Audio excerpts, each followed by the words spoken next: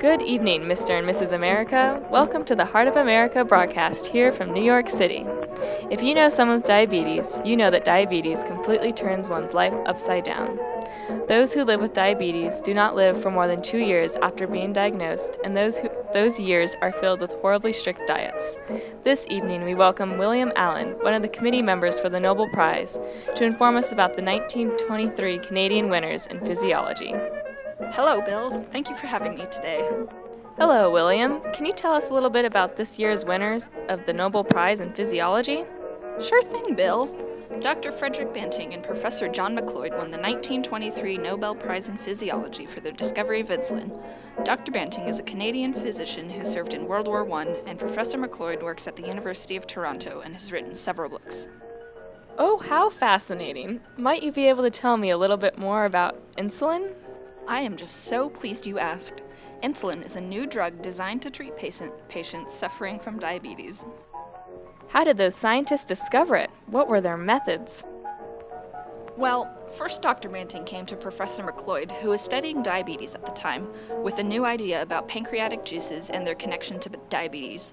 Professor McLeod granted Dr. Banting and his assistant a laboratory and some dogs to test his ideas on. Dr. Banting and his team removed the pancreas from a dog, which made it diabetic. They could tell because the dog became weak, had a low blood sugar level, and was quite thirsty.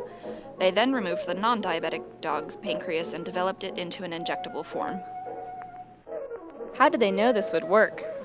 They injected the new substance into the diabetic dog a few times a day, which resulted in the dog becoming stronger and healthier.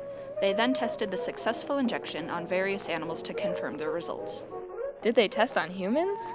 Well, after they purified the substance, they tested on Leonard Thompson, who was 14 years old at the time. Today, Leonard Thompson, the first person to receive this scientific miracle, is joining us to discuss his journey with diabetes. Thank you for having me, William. Thank you for joining us today to tell us all about your journey with diabetes, Leonard. Would you mind telling us a little bit about your life before insulin? Just a few months prior to receiving my very first insulin injection, I was admitted to the Toronto General Hospital, weighing only 65 pounds. I do not remember most of these days before the injection, as I was falling in and out of comas. However, I do remember being on the brink of death. I have heard some scary stories about boys never being able to grow up into their full, powerful potential because of diabetes. What restrictions did diabetes put on your daily life? I was put on a very strict diet, which prevented me from eating any form of sugar and almost led me to starvation. Oh wow, that sounds terrible. How did you feel after your first insulin injection? I felt amazing. I finally had an appetite and gained back my strength.